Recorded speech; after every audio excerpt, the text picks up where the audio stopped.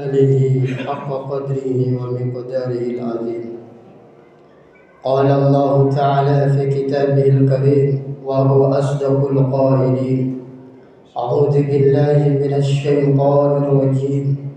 بسم الله الرحمن الرحيم.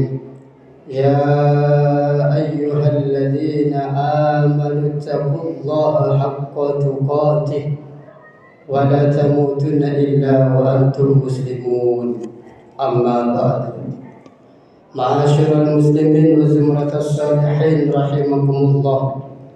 Alhamdulillah, segala puji hanya milik Allah, Zat Sang Pencipta jagat raya ini, yang telah memberikan kepada kita kesehatan lahir batin, kesehatan rohani dan jasmani, sehingga kita dapat berkumpul di masjid ini guna menunaikan salat Jumat berjemaah.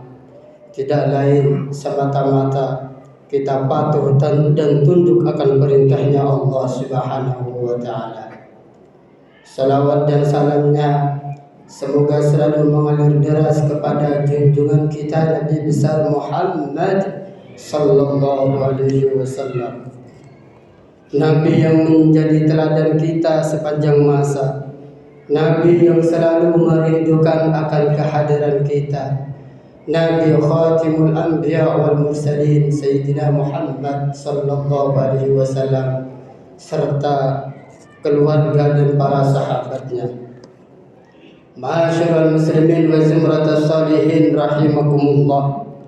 Marilah kita bersama-sama meningkatkan ketakwaan kita kepada Allah Subhanahu wa ta'ala dengan sebenar-benarnya takwa, yaitu dengan mengikuti apa yang Allah perintahkan kepada kita serta menjauhi apa yang Allah larang kepada kita.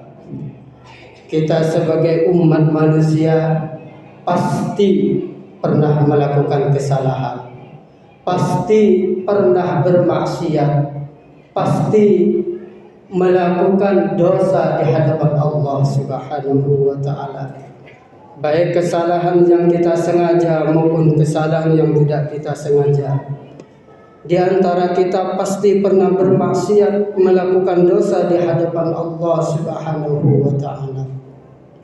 Tetapi karena kita menjadi umatnya Nabi Muhammad sallallahu alaihi wasallam, Allah Subhanahu wa ta'ala tidak langsung menghukum kita.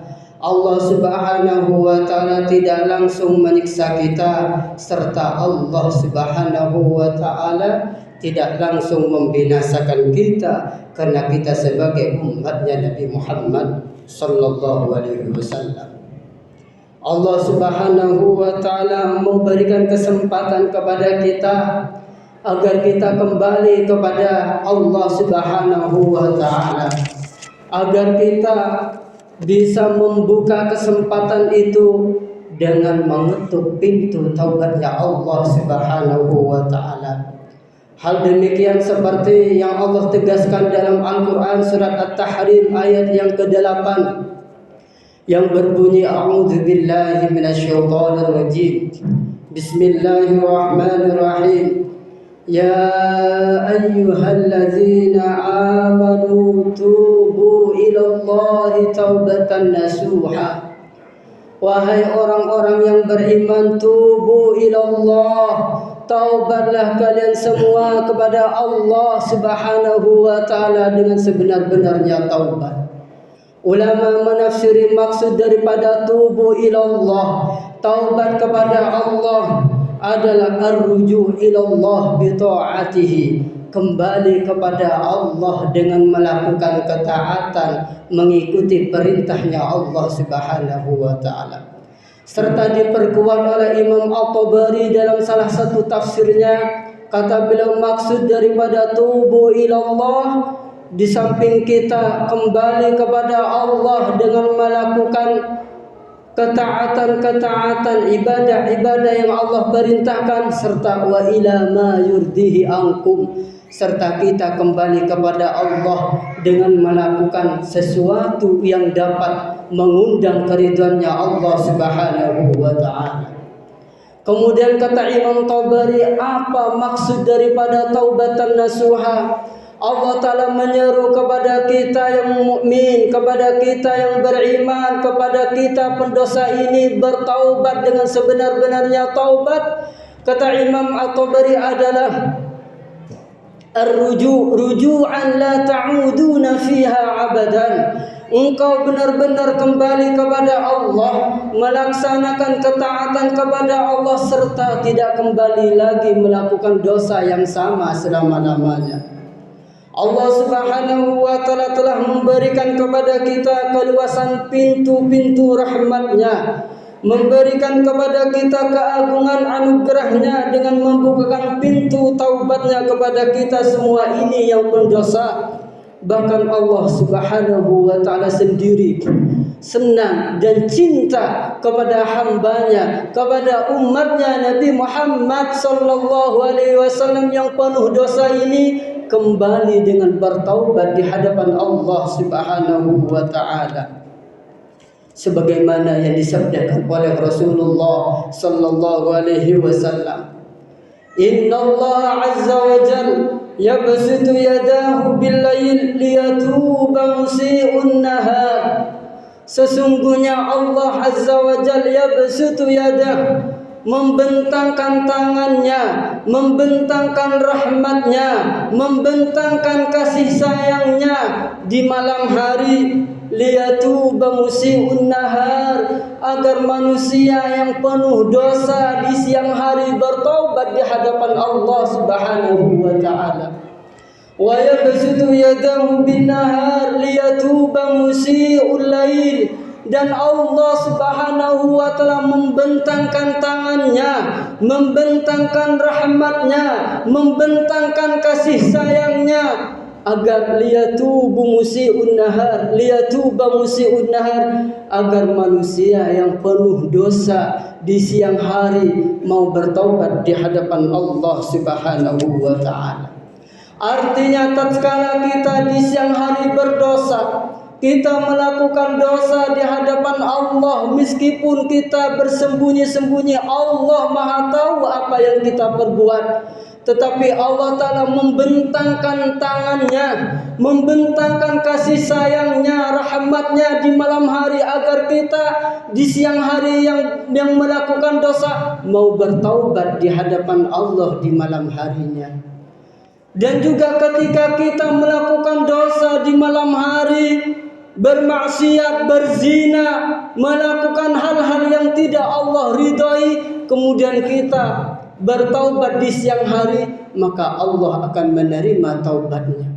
Sampai kapan Allah Ta'ala akan membuka pintu taubatnya kepada umat Nabi Muhammad sallallahu alaihi wasallam?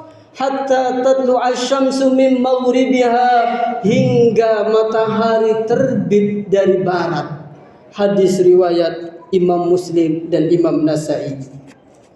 Bahkan Allah Subhanahu wa Ta'ala dengan kemurahan dan rahmatnya kepada kita yang penuh dosa ini, pasti Allah Ta'ala menerima taubatnya di antara kita yang mau bertaubat di hadapan Allah Subhanahu wa Ta'ala.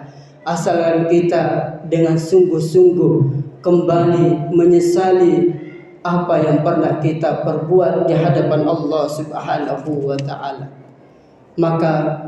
Mengapa bisa demikian?